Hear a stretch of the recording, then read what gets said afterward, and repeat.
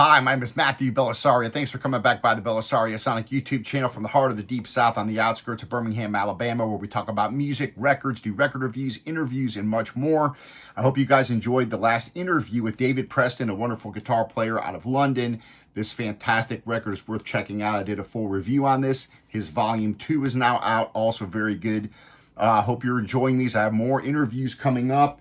I will have Tom Silverstein coming up, who did this absolutely fantastic record called Standards on the JoJo label. I did a full review on this, but I'll be posting the interview this Sunday of Yotam. And following that, the following Sunday, I have Amos Hoffman, who made this awesome record on the JoJo label called Minor Operation. Fantastic. He plays the oud on this as well. This is a really unique record, fantastic sounding album. So you're definitely going to want to tune in for those interviews. I have a lot of new releases coming up. A lot of these album reviews you're only going to find here. A lot of these people you're not going to hear about. This album I hear called Charles Play by Charles Chen is absolutely fantastic. I did a full review of this.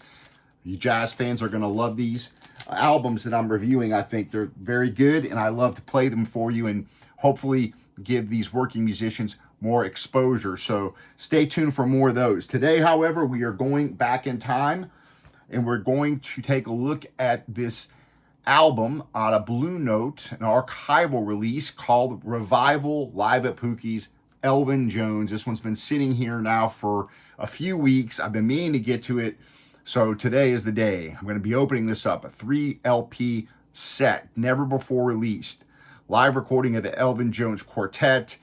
You have him playing here with Joe Farrell on tenor sax, Billy Greene on piano, Wilbur Little on bass. This was recorded between July 28th and 30th of 1967, only a couple weeks after the legendary John Coltrane died. Now, as you probably know, or I hope you know, that Elvin Jones, of course, one of the most instrumental and prolific jazz drummers, very influential. Born in 1927 in Pontiac, Michigan, he died at the age of 76 in Englewood, New Jersey, 2004. Of course, he's best known as playing with John Coltrane. He appeared on the albums like A Love Supreme, Ascension, My Favorite Things, Live at Birdland. Then, of course, he formed his own different groups with different lineups, the Elvin Jones Jazz Machine, and so on and so forth. His career began back in 1946. He was in the United States Army. Of course, plays with Coltrane between 60 and 66. Then he has this whole post-Coltrane career, and he's played with a ton of people.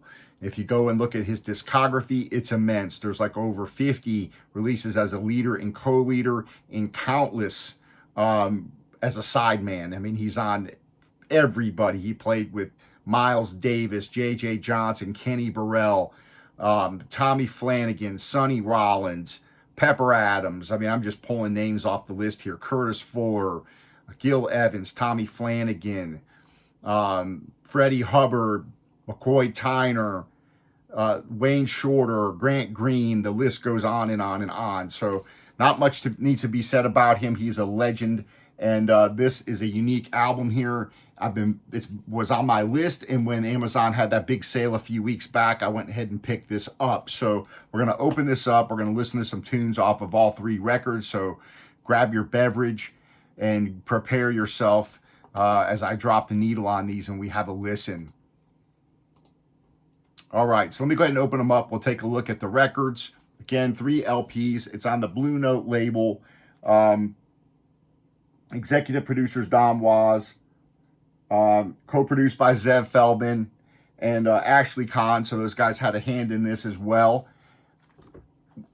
And of course, Zev, very well known for his archival releases on the different labels that he's involved with.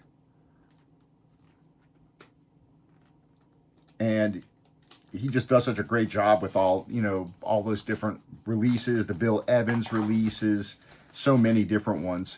Let's open this up and let's take a look at this and see what this looks like.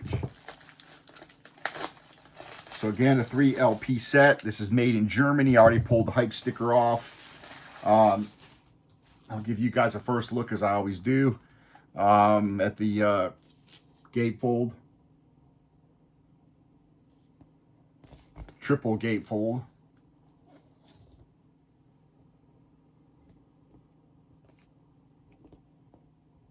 So it looks pretty cool. I'm never disappointed with these types of releases usually.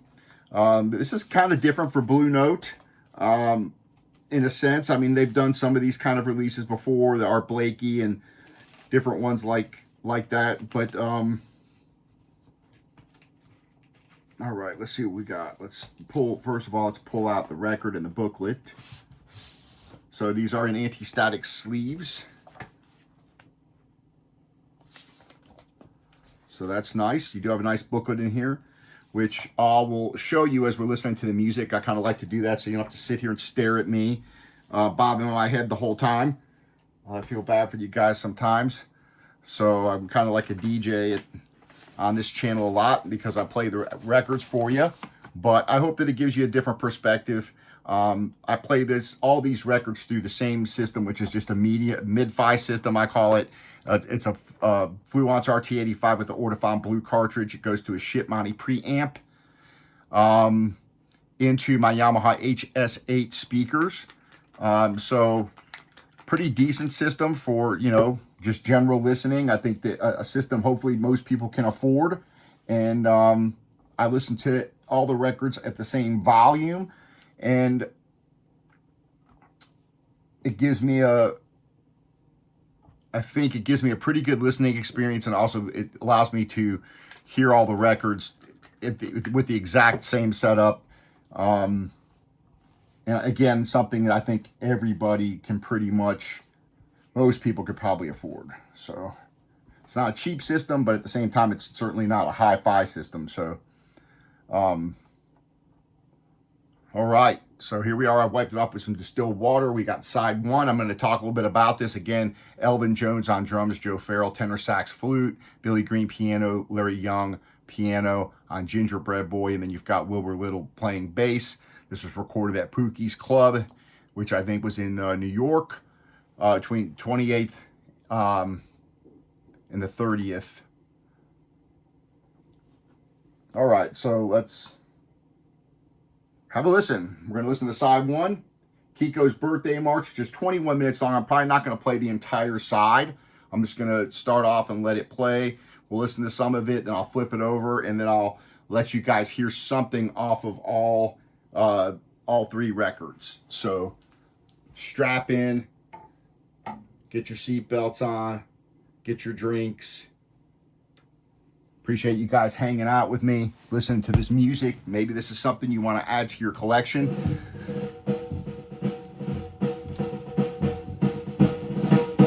(1967) again. It's also released on 2 CD sets, so I'll let you know how this sounds, sound quality wise.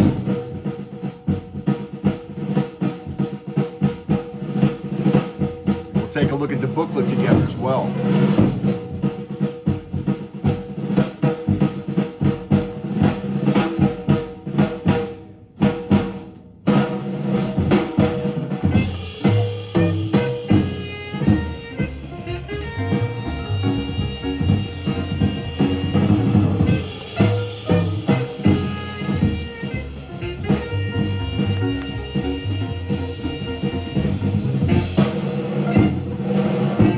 Great drummer, huh?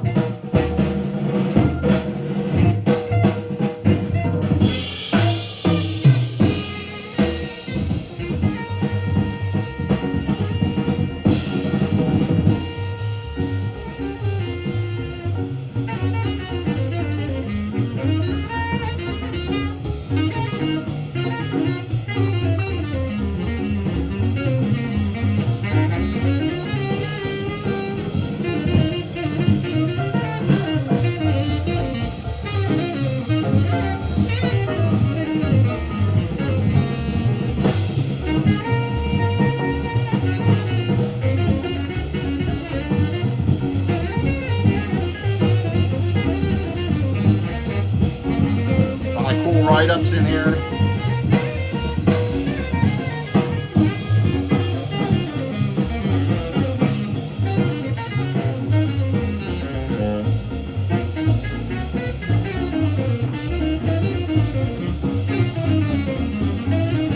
Pretty cool pictures.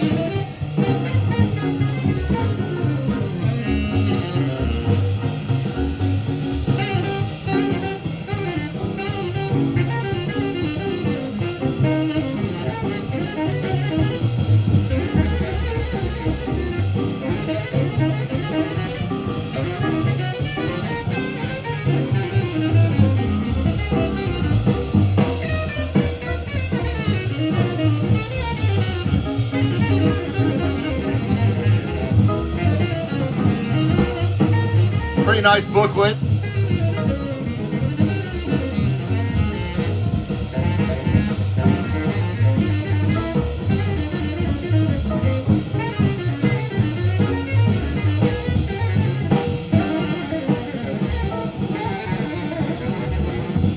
So the sound quality,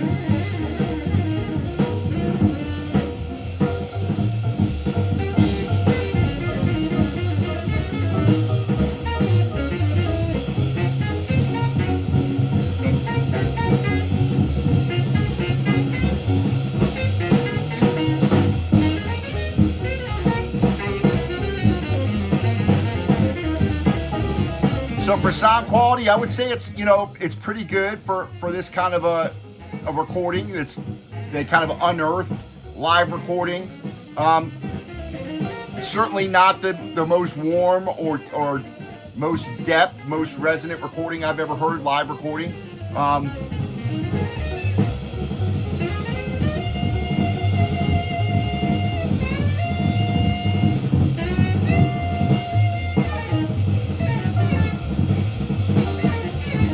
Horns over here. The piano's kind of buried a little bit back here.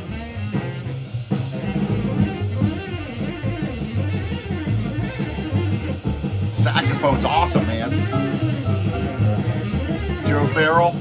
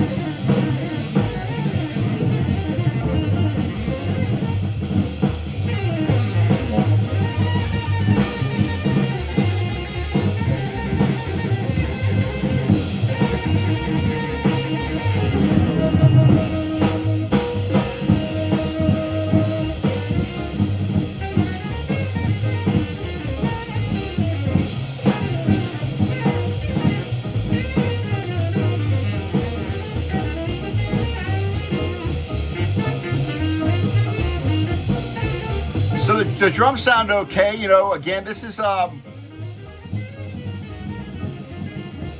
archival recording that was never meant to see the light of day. So it's not the best sounding recording, but it's certainly not terrible either.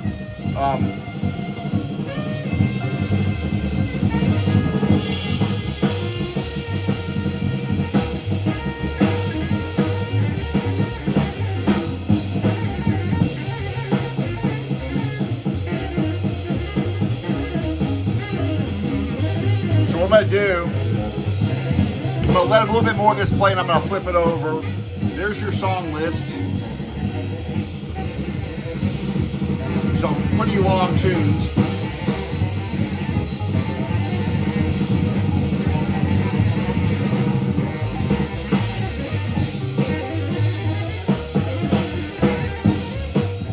So these are, a lot of these tunes are long. So this is 21 minutes long. On the other side, you got 8 and a half minutes, 16 and a half minutes, 8 and a half minutes, 20 minutes, 20 minutes, 18 minutes, 4 minutes, and 16 minutes. So these are all long jams.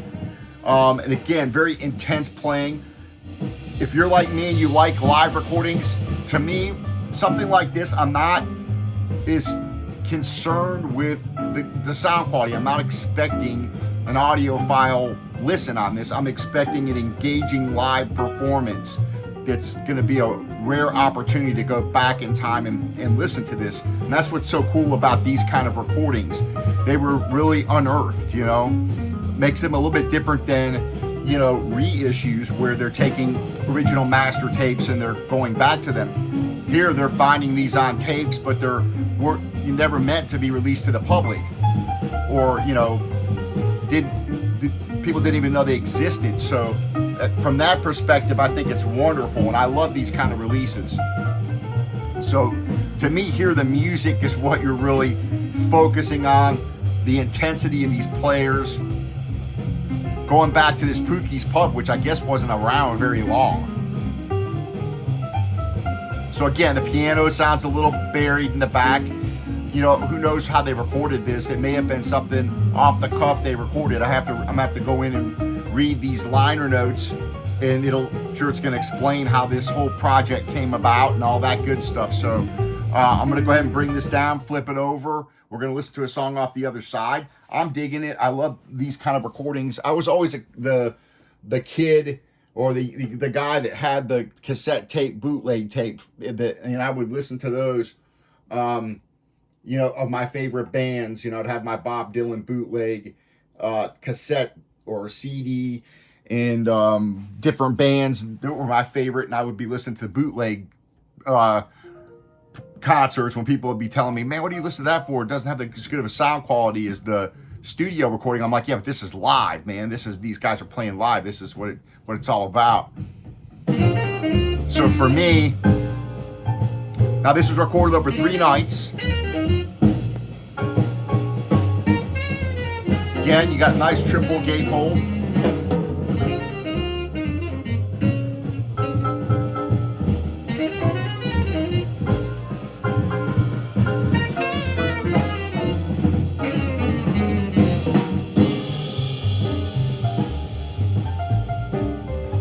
So I'm gonna pull out the second record and get it ready.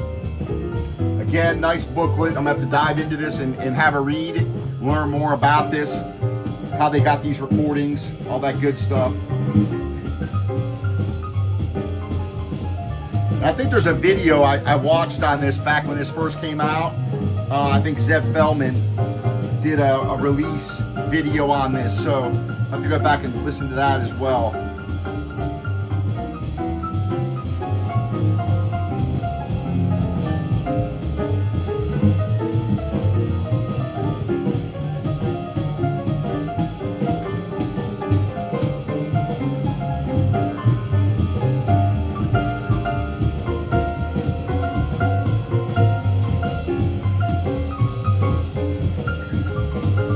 So again, you know,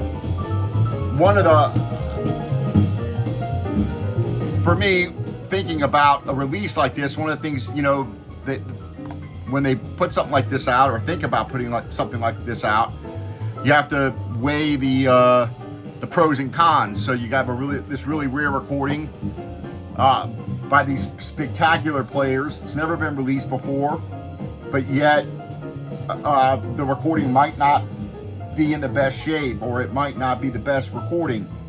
So for example, listening to this, piano's kind of buried back on the left over here. Well, there's nothing you can do about that once it's mixed. And this was probably recorded live direct onto a tape, and so you can't go back and fix something like that. So you have to say, is it worth putting out?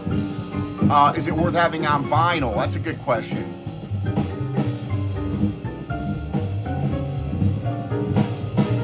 Something like this, you know, I think if you have the CD, be perfectly fine. For me, I like having the bigger booklet, the whole experience of the records. For me, I just prefer that. But listen to the intensity of the playing on this.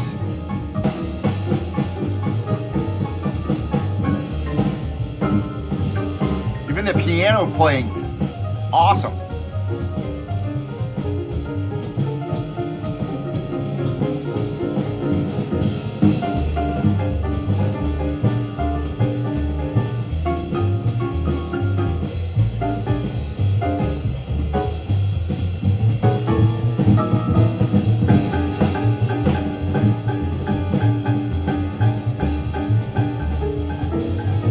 So he started looking at this back in 2011.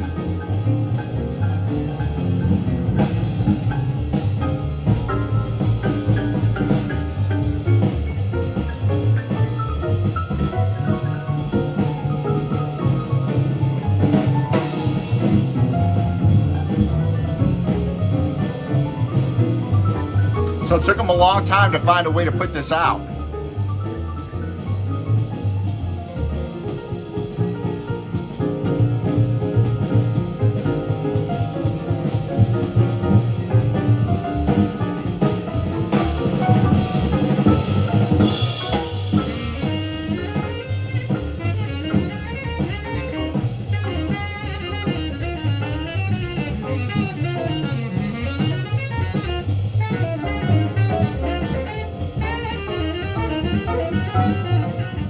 So yeah, if you if you like these kind of archival digs, if you will, unearthed gems, I think you're gonna like this. Don't expect, again, to have a audiophile recording here. This is a live recording.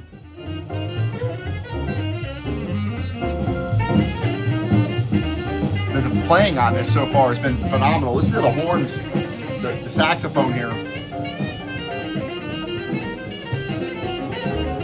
His drums.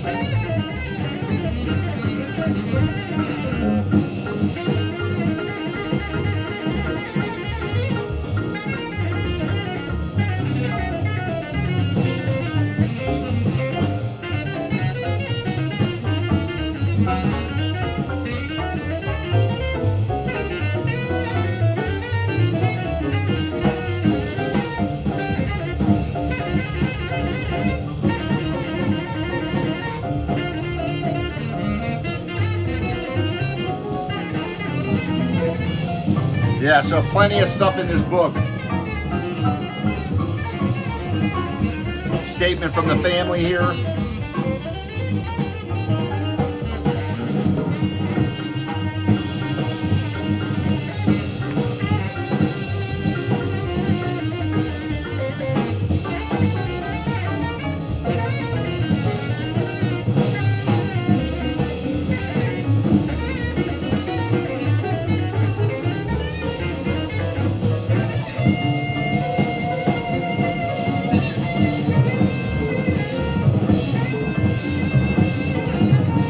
Yeah, that's awesome.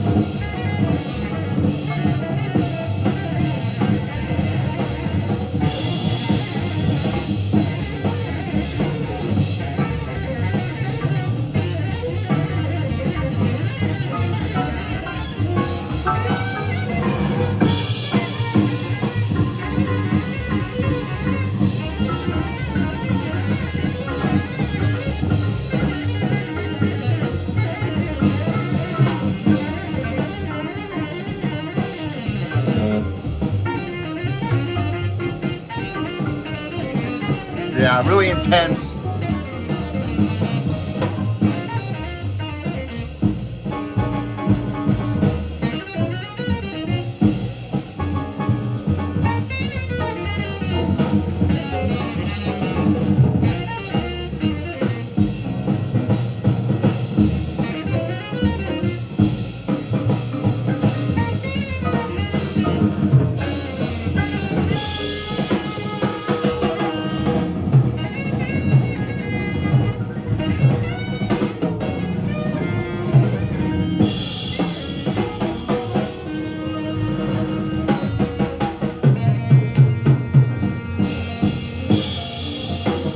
Yeah, pretty cool.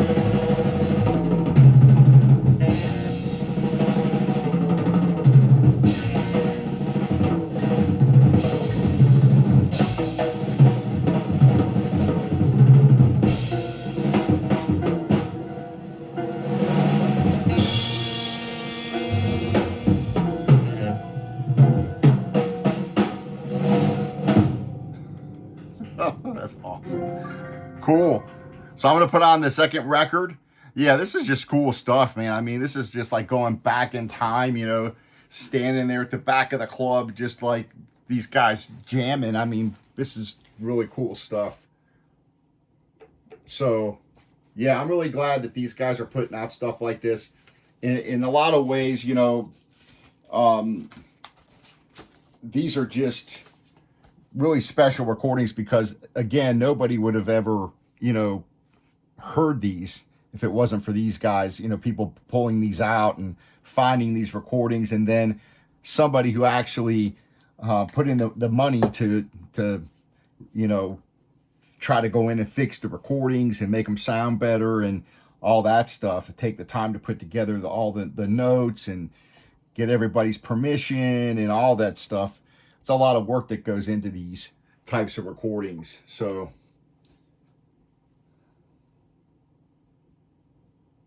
this is side 3, My Funny Valentine. So we'll go ahead and listen to this tune. This is a shorter tune, in relatively speaking, shorter song.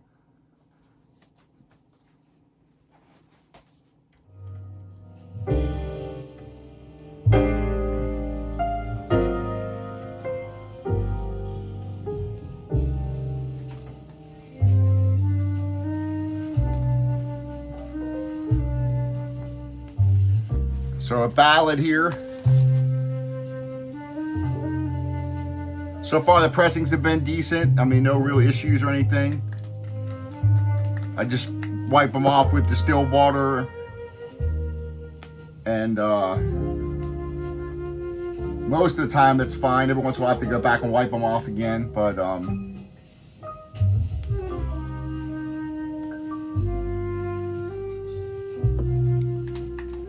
you can definitely hear the ambience of the club and all that stuff, you know.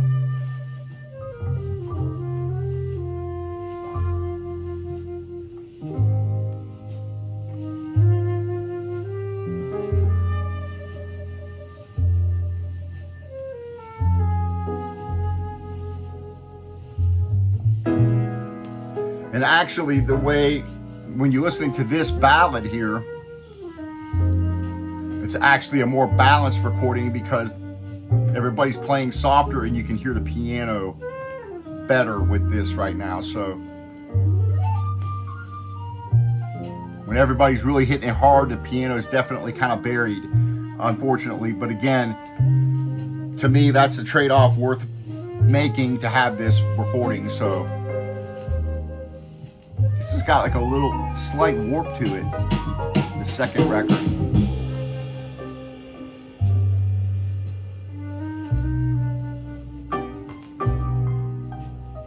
A little bit of surface noise there. Again, packaging, A+ packaging. Nice, you know, triple gatefold here. Nice booklet, a lot of pictures and write-ups in here. So I definitely think this is a pretty cool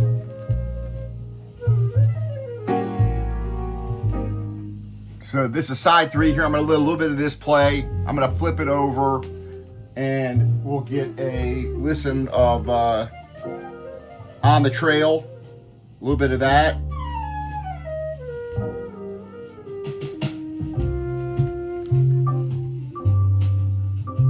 There's your credits. If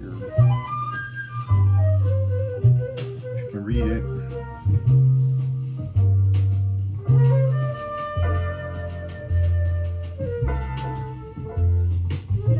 Tunes.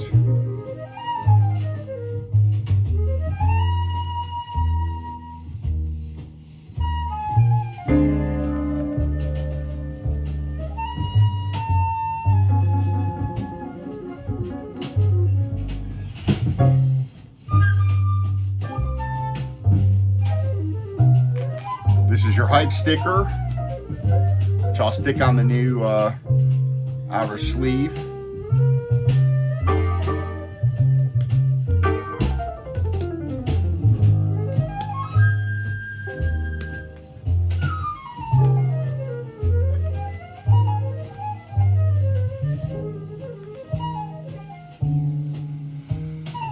There's a couple of ticks here and there. I'm going to bring it down, flip it over, so that way we can all have a listen to all 6 sides. I like to do that when I do these reviews. I can hear a little surface noise on this side with that ballad. let's put on side 4 on the trail, listen to a little bit of that.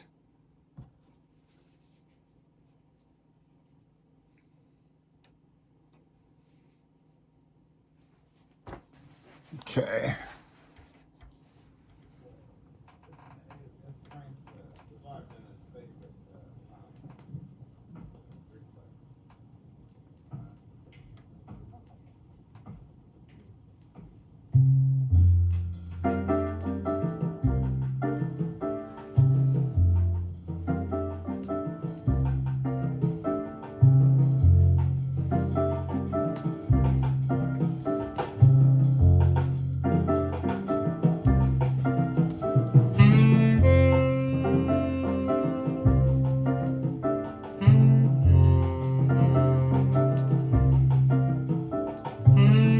So different songs, you know, you've got Elvin Jones original on here, Kiko's Birthday March, Gingerbread Boy, Jimmy Heath tune, 13th Avenue B, that's a Joe Farrell tune, My Funny Valentine, the classic Rogers Hart tune, one called M.E. by Billy Greene. This one is called On the Trail, written by Freddie Groff and Harold Adamson.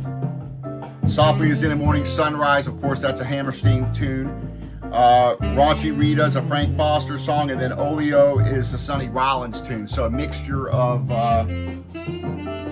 tunes there.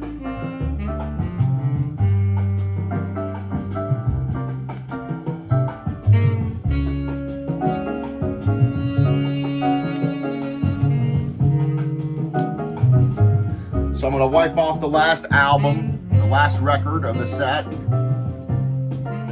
5 and 6 here.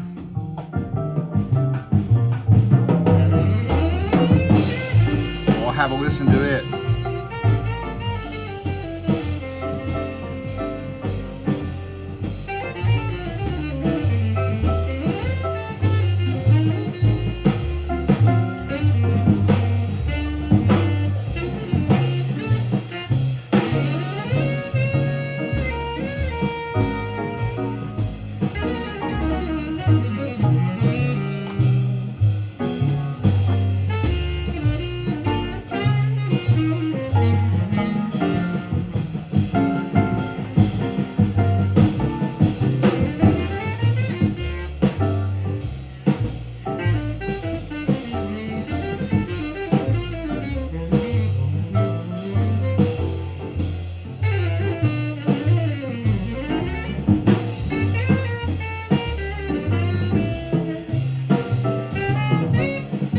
I mean, this is one to sit back and study. You know, when you listen to the playing, especially Elvin Jones, when you listen to his sense of rhythm, the polyrhythms, he's really a master of dynamics. One of those guys that didn't just keep time, he played music with the drums. I mean, in a truest sense.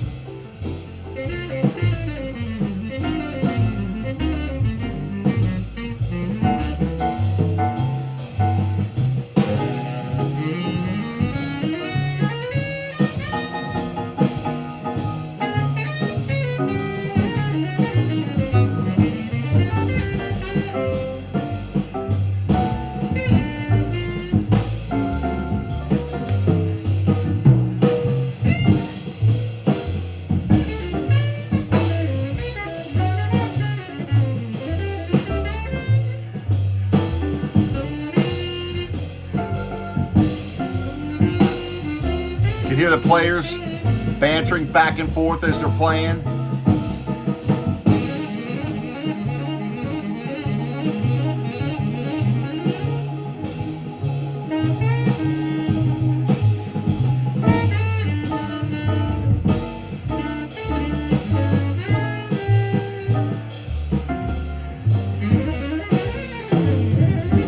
Awesome. Well, I'm going to bring this down. It's like a 20-minute tune, so I don't want to sit here and, you know, play the whole album. We'd all be here for, you know, 2 hours. But I'm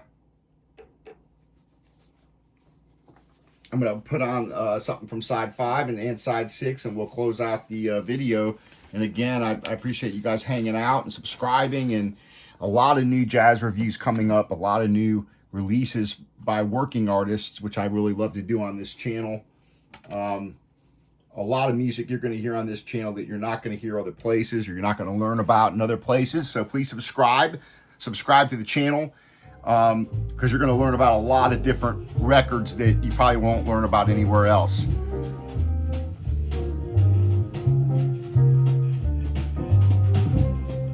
Sounds like softly as in the morning sunrise, right? Yep.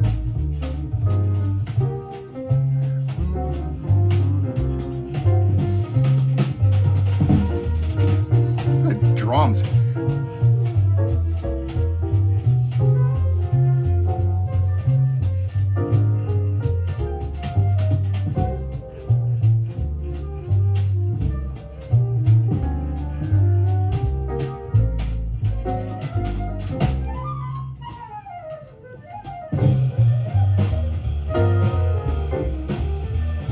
Classic tune, but just to hear the way he's playing it, completely different than, I mean, listen to the drums. You don't hear anybody play this tune like this.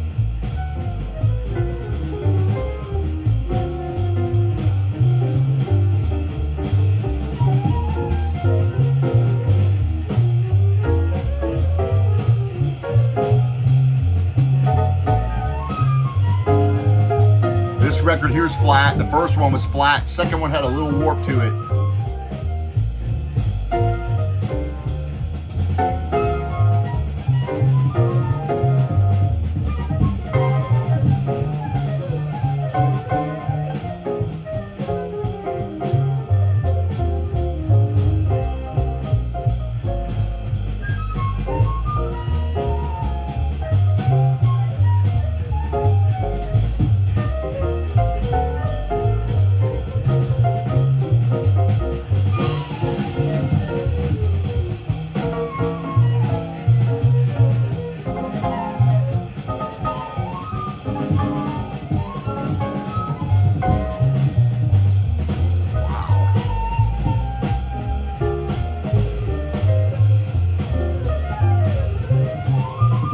It's a clinic in drumming here.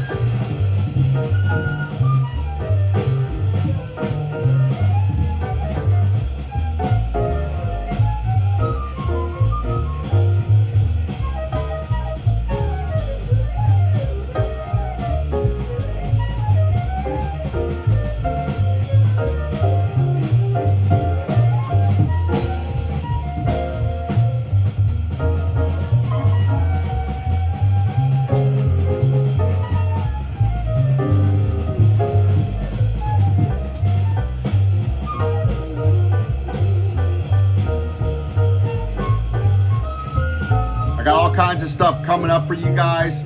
A lot of new jazz releases. Got the new Charles McPherson in. We're going to be playing this awesome album. Avishai Cohen's new album. We're going to be listening to this. Intense.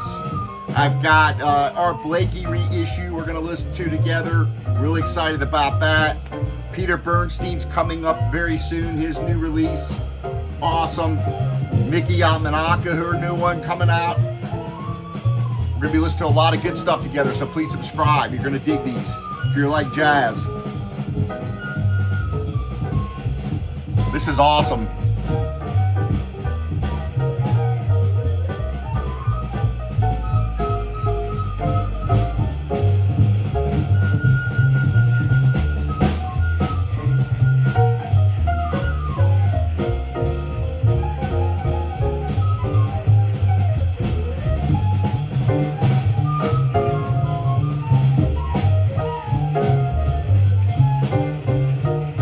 Cool, I'm going to flip it over. We're going to listen to side 6, a little bit of that, and close out the video. I know the video is going a bit long, so if you're still watching it, good for you. Hang in there. I'm also going to be doing a live stream pretty soon celebrating my first $100 made on the channel. I don't make hardly any money on this channel because I play all these records for you guys. So what I'm going to do is do a special streaming episode, and I'm going to see if I can get you guys to give me some suggestions on what I should buy with my first $100 made from the channel. So I appreciate you guys again hanging out and supporting the channel and leaving your comments. I love hearing from you guys. Tell me what you think of this if you guys have this album. This is Oleo, a Sonny Rollins tune here to close out the video. Closes out side 6 of this wonderful archival release. This dude could play drums, I'll tell you. You listen to his phrasing on the drums and the way he can play 2 rhythms at the same time. He's doing something, I mean, intense.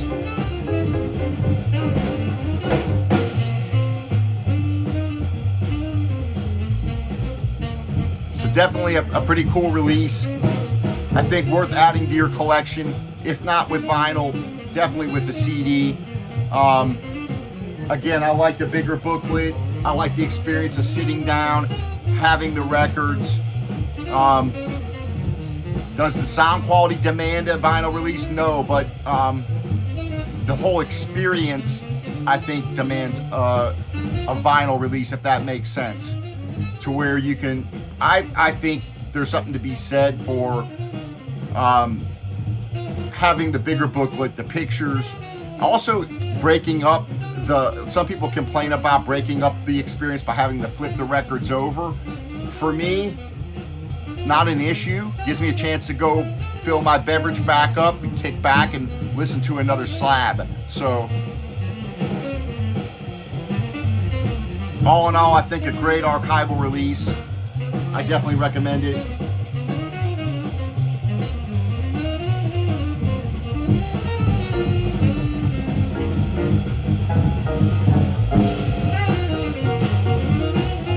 I appreciate you guys joining me. I will see you on the next video. Again, stay tuned for more interviews. More new releases are coming up. I'm trying to drop them on a daily basis for you guys. I'm enjoying doing the videos for you guys and sharing all this wonderful music. So take care. We'll see you on the next episode. Happy listening.